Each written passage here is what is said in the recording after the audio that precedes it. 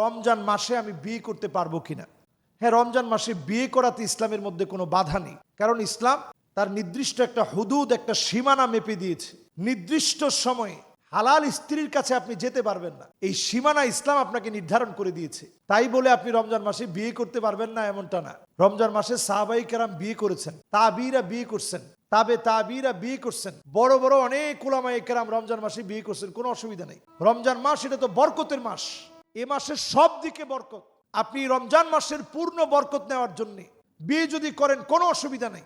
কোনো কিতাবের ভিতরে এমনটা নাই যে রমজান মাসে তোমরা বিয়ে করবে না।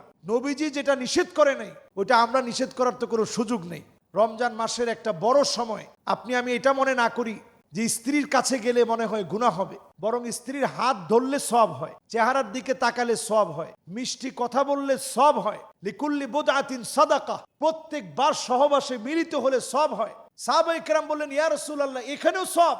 নবীজি বললেন, তুমি যদি হারাম পথে যাও যেমন গুনাহ হবে, হালাল পথে আসলে তেমন সওয়াব হবে। সুবহানাল্লাহ বিহামদি। কাজেই শরিয়া অত্যন্ত স্পষ্ট, অত্যন্ত সহজ।